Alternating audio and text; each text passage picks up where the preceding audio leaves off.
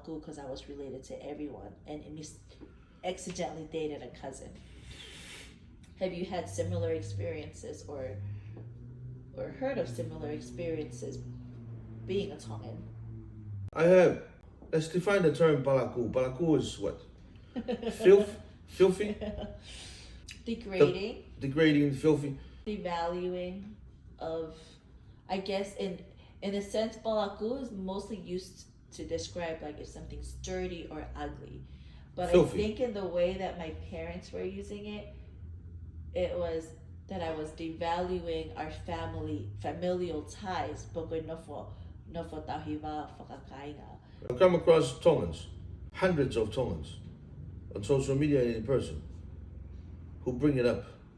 They cannot date each other because they're cousins, or they have talked to someone and find out that they're cousins. There's a fear.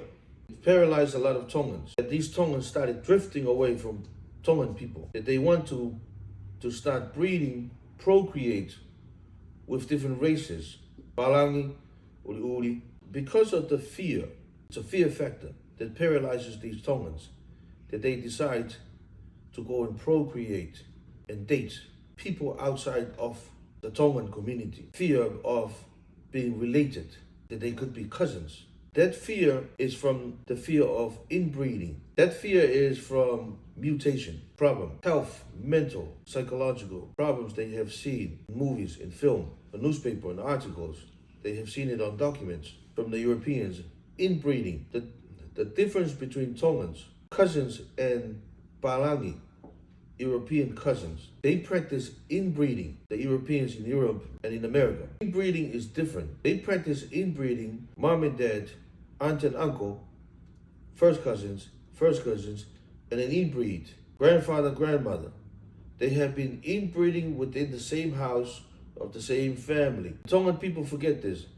The word family is from the English word family, but the Tongan word is kāinga for family. The Samoans don't use family. They use the Samoan word ainga. The Fijians don't use family. They use the Fijian word vuvale. Vale in Fijian, fale in Tongan, fale in Samoa. House of the kāinga.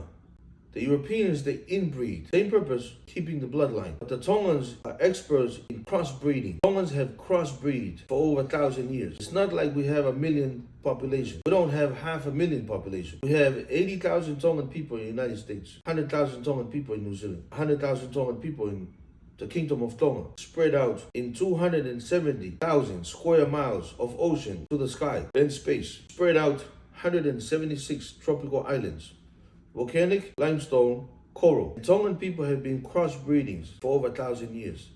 The difference is Tongan people crossbreeds. So your first cousin with him, your second cousin with him, third, fourth cousin with him, on his mother, but you're not first cousin on his father. You are not third, fourth, five cousin on his mother's side. They bring a woman from Mofu and a man from Fa'ui. But this woman from Mofu, she has descendants and Kainga from Fiji. You understand? But this man from Fa'ui, he has two parents. You have a man from Fa'ui, he has a parent.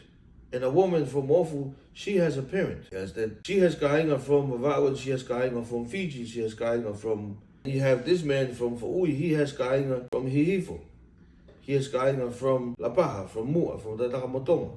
He also has Kainga from Fiji. And then he has Ainga descends from Samoa. The difference between the Tongans and the Europeans, Tongans have mastered this. If Tongans did not master this, all of us Tongan people today will be deformed, mutated. Tongan have practiced crossbreeding. The European practice inbreeding. They bring the male dog, the brother dog, and breed with the sister dog, or breed with the mother dog. And then they bring the uncle dog and breed with the niece or the daughter dog. They breed all these different breedings of dogs. Tongan people don't do that. So this fear of Tongan people being afraid of being closely related, Tongan people are closely related. You can be related on his mother, but you're not related on his father. You were related on his mother and his father, but it's a distant relation from a different branch and a different root. All the people of Tonga, all the Tongan people, the kāinga, when you bring a Tongan friend over to meet your family or to meet your kāinga, to meet your mother, to meet your father, they always ask you, and the reason is Tongan people are experts in Tohi-Hohoko, genealogy and lineage. The Tongan experts in Tohi-Hohoko, genealogy and lineage, and Tongan experts in tuku-fakaholo, history and culture. It's usually the Matua. They can explain a history that goes back 600, 1,000, 2,000 years back. That's ancient wisdom. But when Tongans have this fear, they started breeding outside of the Tongan community. They become less and less Tongan blood, less and less Tongan cultural, less Tongan knowledge of their tuku-fakaholo history and culture, less Tongan knowledge of their Tohi-Hohoko, genealogy and lineage. They drift far away, they become more westernized, and they become more easternized instead of being South Pacific Tongan.